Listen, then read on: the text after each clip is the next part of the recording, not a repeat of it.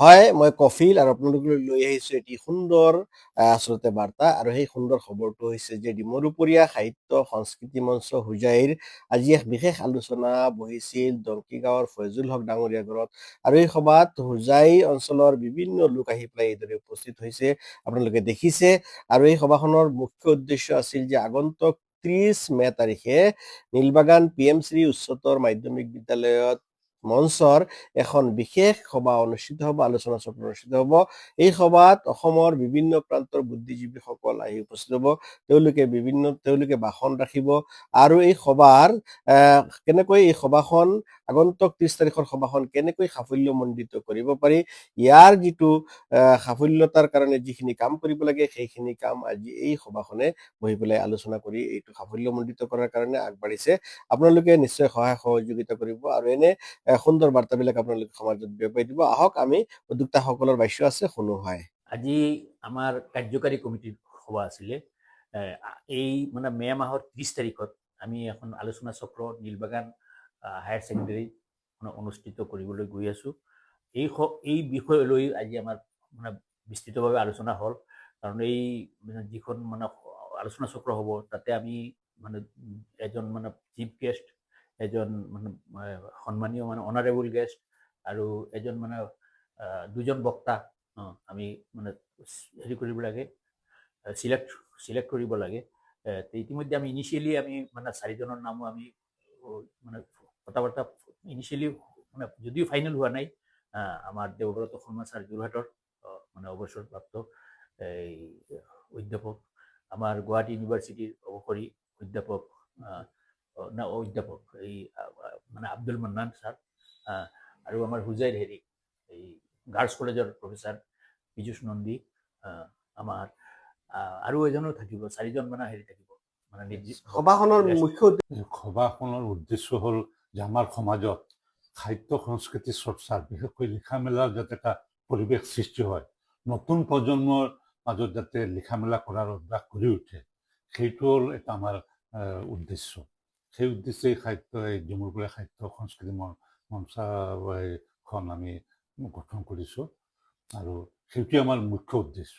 আৰু এইবাৰতো আগতে দুখন অধিৱেশন হৈ গৈছে, কবাহবাৰীত আৰু নীলবাগান। এইবাৰতো হেৰিত হ'ব, কবাহবাৰী আৰু আলীনগৰ হৈছিল। প্ৰত্যেক বছৰে আমি বিভিন্ন ঠাইত এনেকুৱা এই ধৰণৰ মানে আমি হেৰি কৰিম। নীলবাগান এখন যথেষ্ট গুৰুত্বপূৰ্ণ ঠাইত, যথেষ্ট মানুহ থাকে। নীলবাগানৰ ৰাইজক কি ক'ব এই সভাখনৰ বিষয়ে? কি আহ্বান জনাব?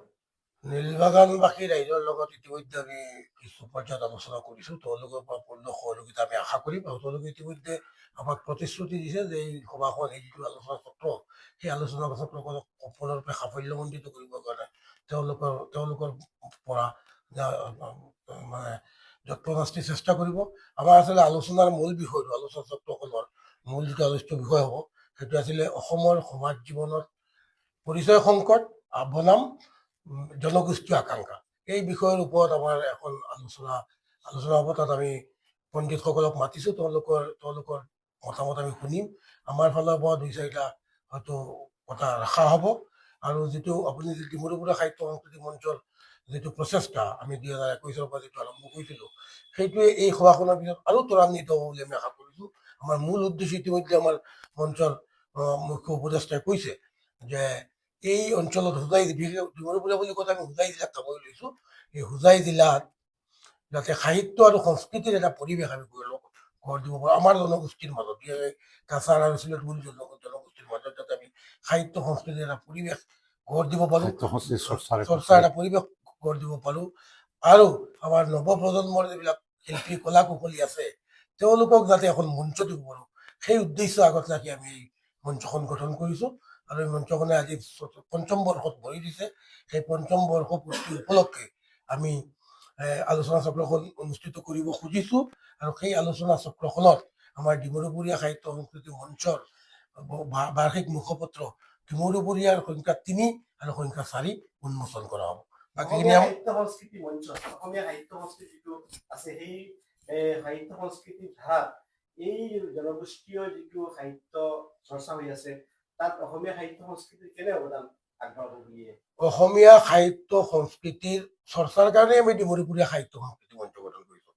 অসমীয়া সাহিত্য সংস্কৃতিৰ মঞ্চখনত আমাৰ জনগোষ্ঠীৰ অৱদানখিনি নিশ্চিত কৰিবৰ কাৰণে এবং স্বীকৃতি আদায়ৰ কাৰণে আমি এটা আমাৰ এই অঞ্চলত আমাৰ এই অঞ্চলত আমাৰ মানে জনগোষ্ঠীয় যিটো আমাৰ যিটো চিলেট কাছাৰমূলীয় জনগোষ্ঠী সেই জনগোষ্ঠীয় যিটো মানে অৱদান সেইখিনি আমি নিশ্চিত কৰিব লাগিব আৰু সেইখিনিত এটা স্বীকৃতি আদায় কৰা আমাৰ উদ্দেশ্য তাৰ লগতে আমাৰ জনগোষ্ঠীয় কিছুমান সমস্যা আছে সেই সমস্যাসমূহ যাতে আমি বৃহত্তৰ মঞ্চত তুলি ধৰিব পাৰোঁ ডিমৰুপৰীয়া সাহিত্য সংস্কৃতি মঞ্চ অসমীয়া ভাষা সাহিত্য চৰ্চাৰ কাৰণেই অসমীয়া সাহিত্য সংস্কৃতি চৰ্চাৰ কাৰণেই গঠন কৰা হৈছে তাত কোনো মানে বৈসাদৃশ্য নাই অসমীয়া সাহিত্য সংস্কৃতিৰ লগত আমাৰ কোনো গৰমিল নাই বৰঞ্চ আমি সেই অসমীয়া সাহিত্য সংস্কৃতি মঞ্চকেই অসমীয়া সাহিত্য সংস্কৃতিৰ সেৱাকেই আমি আমাৰ মূল পাতা হিচাপে ল'ব খুজিছোঁ বাকীখিনি আমাৰ সাধাৰণ সম্পাদক এম জামাল আপোনালোকে পাতিব আলোচনা পাতিব তাৰ প্ৰস্তুতি কেনেকুৱা প্ৰস্তুতি মোটামুটি আগবাঢ়িছে আৰু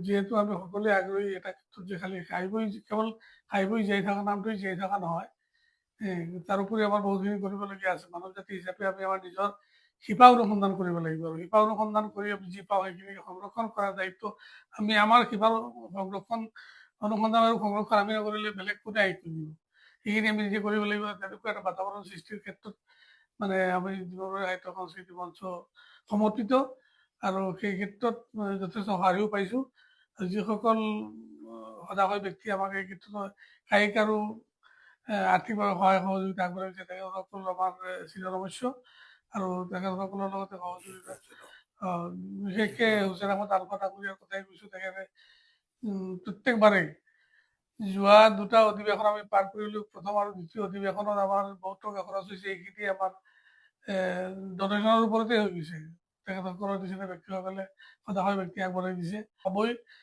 গতিকে অহা মে'ৰ 30 তাৰিখ শনিবাৰ দিন এদিনা সেই দুখন আলোচনী উন্মোচন কৰাৰ লগে লগে এখন আলোচনা চক্ৰ তাৰ লগত সংগতি ৰাখি যিখন আলোচনা চক্ৰ পতা হ'ব তাতেও বিশেষকৈ মানে অসমৰ সমাজ জীৱনত পৰিচয় সংকট আৰু জনগোষ্ঠীয় আকাংক্ষাৰ ওপৰত আলোচনা চক্ৰ ব্যৱস্থা কৰা হৈছে ডিমৰুপৰীয়া সাহিত্য সংস্কৃতিৰ লগত বৃহত্তৰ হোজাই ডিমৰুপৰীয়া অঞ্চলত বহুত ৰাইজ আছে আপোনালোকৰ লগত যুক্ত হ'ব বিচাৰে কি ক'ব তেওঁলোকে যদি আমাৰ লগত যুক্ত হ'ব বিচাৰে আমাৰ সকলোৰে যিসকল কৰ্মকৰ্তা সকলোৰে মানে মোবাইল আছে বা এই অঞ্চলৰে মানুহ যোগাযোগ কৰিব পাৰে আৰু মুখ্য উদ্দেশ্যটো হ'ল আমাৰ যে আমাৰ এই অঞ্চলত আমাৰ জনগোষ্ঠীৰ মাজত সাহিত্য সংস্কৃতি চৰ্চাৰ এটা পৰিৱেশ যাতে গঢ়ি উঠে সেইটো হ'ল আমাৰ মুখ্য উদ্দেশ্য